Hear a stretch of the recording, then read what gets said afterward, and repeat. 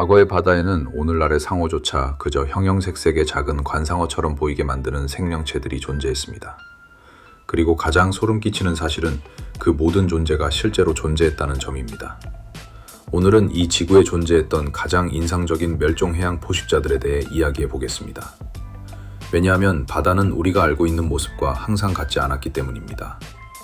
어떤 시대에는 인간이 알고 있는 우주에서 가장 위험한 장소가 바로 바다였던 시기도 있었습니다. 가장 유명한 이름부터 시작해 보겠습니다. 메갈로돈입니다.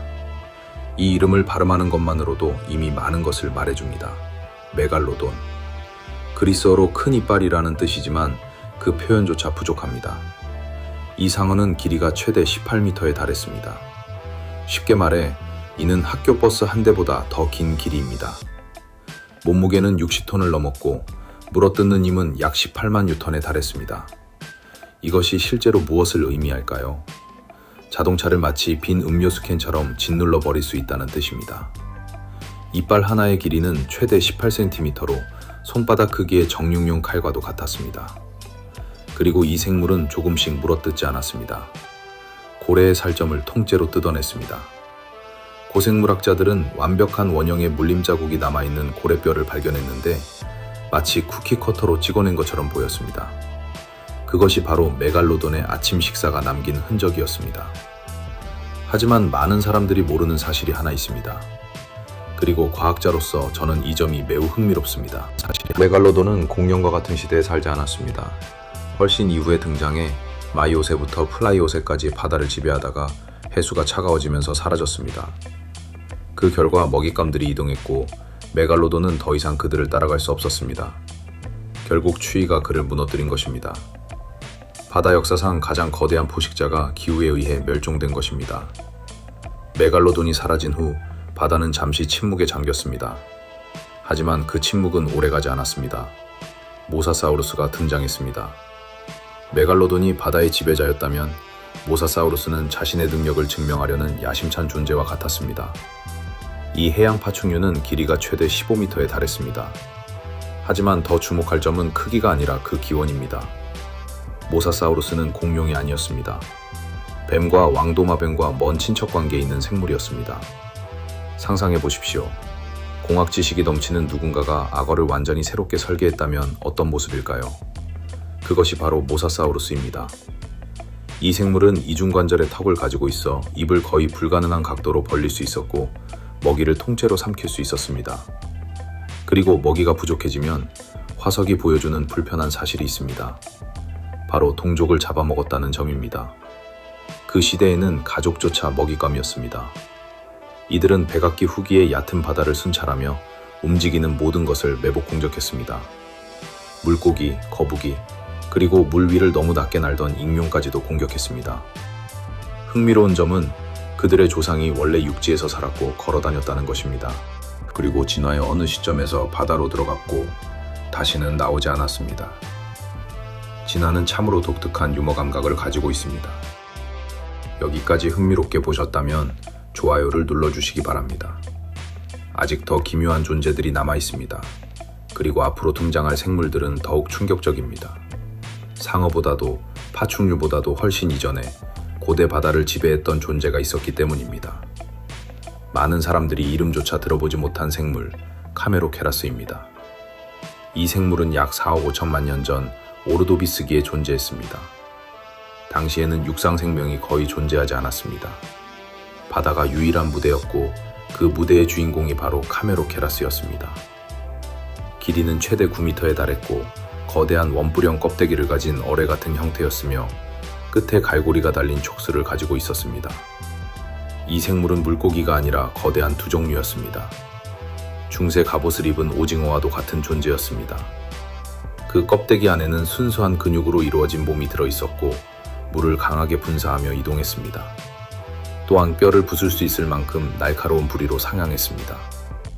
원시 바다에서 헤엄치다가 촉수를 가진 어뢰 같은 존재가 자신을 향해 다가오는 모습을 상상해 보십시오.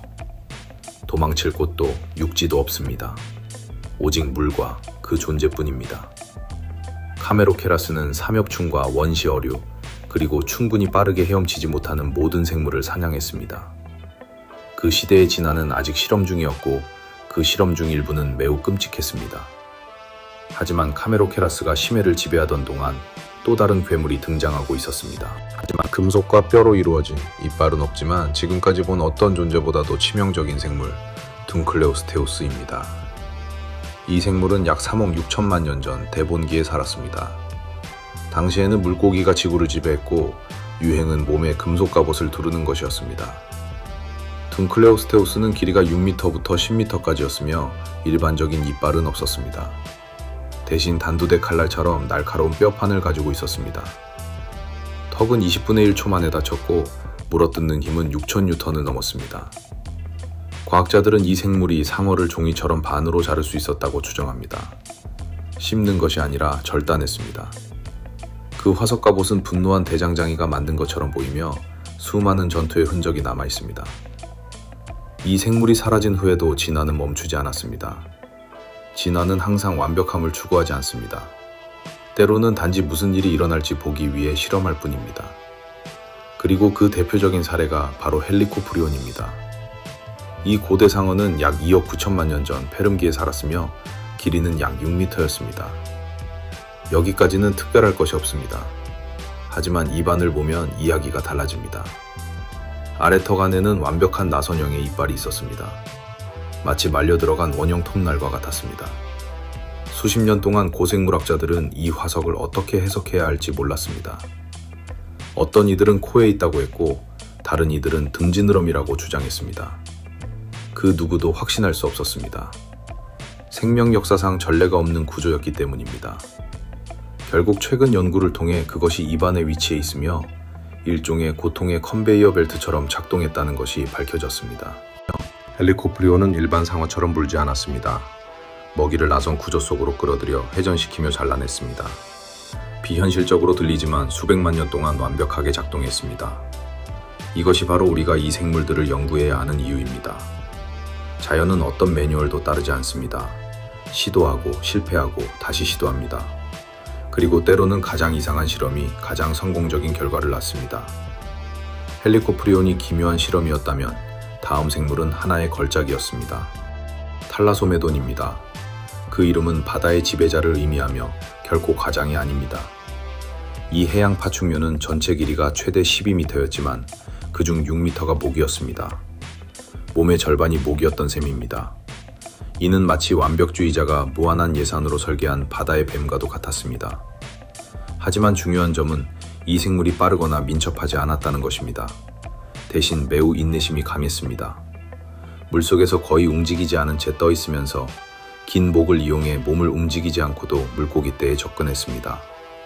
사냥은 완벽한 침묵 속에서 이루어졌고 공격할 때는 창처럼 돌진했습니다.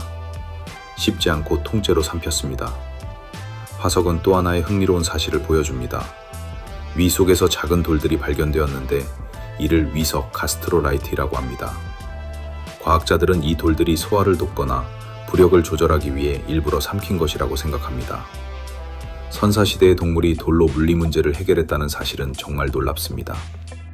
여기까지 보셨다면 이 채널을 위해 영상을 공유해 주시면 감사하겠습니다.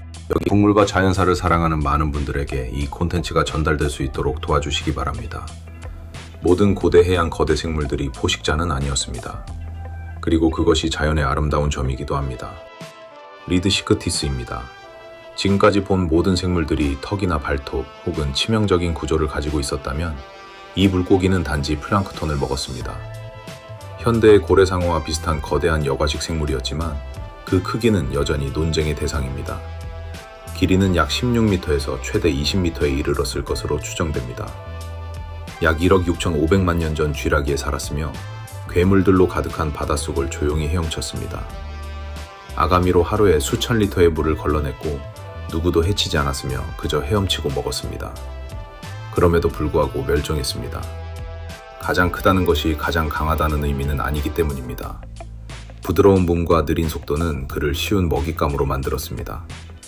가장 거대한 존재가 가장 취약한 존재이기도 했습니다. 미드시크티스가 사라진 후 바다는 완전히 다른 유형의 괴물에게 왕자를 넘겨주었습니다. 바로 바실로사우루스입니다. 그 이름은 왕 도마뱀을 의미하지만 이는 역사적인 오류입니다. 실제로 이 생물은 지구 최초의 고래들 중 하나였습니다. 약 4천만 년 전 에오세에 살았으며 뱀처럼 긴 몸과 포식자의 이빨을 가지고 있었습니다. 길이는 최대 18m에 달했고 몸은 거대한 뱀이나 장어처럼 유연하게 구부러졌습니다. 여전히 작고 쓸모없는 뒷다리를 가지고 있었는데 이는 육지에서 살던 조상의 흔적입니다. 작고 진화는 흔적을 남깁니다. 바실로사우루스는 돌고래, 상어, 그리고 더 작은 고래까지 사냥했습니다. 우리처럼 공기로 호흡했지만 바다에서는 최상위 포식자였습니다. 화석은 이 생물이 어린 고래를 공격했다는 증거도 보여줍니다. 이 생물은 결코 온순하지 않았습니다. 완전한 의미의 포식자였습니다. 그리고 바실로사우루스와 함께 거대한 해양 괴물의 시대는 막을 내립니다. 바다가 안전해졌기 때문이 아니라 자연의 전략이 바뀌었기 때문입니다. 거대한 파충류는 포유류에게 자리를 내주었고 갑옷은 지능으로 대체되었습니다. 바다는 괴물을 잃은 것이 아니라 그들에게 패를 주었을 뿐입니다. 저에게는 이것이 5억 년에 걸친 진화가 만들어낸 최고의 유머처럼 느껴집니다. 이 모든 생물들은 실제로 존재했습니다. 실제 바다를 헤엄치고 실제 먹이를 사냥했으며 인간이 이 행성에 등장하기 훨씬 전에 사라졌습니다. 그 말은 곧 우리가 이 세상을 보기 훨씬 이전부터 이미 놀라운 세계가 존재했다는 뜻입니다. 이 영상이 여러분에게 새로운 사실을 알려주었다면, 그리고 선사시대의 바다를 다르게 보게 되셨다면 이 채널은 그 목적을 달성한 것입니다. 댓글로 남겨주세요. 어떤 생물이 가장 인상 깊으셨나요? 압도적인 힘의 메갈로돈인가요? 기묘한 나선 구조의 헬리코프리온인가요? 아니면 마주치고 싶지 않은 고래, 바실로사우루스인가요?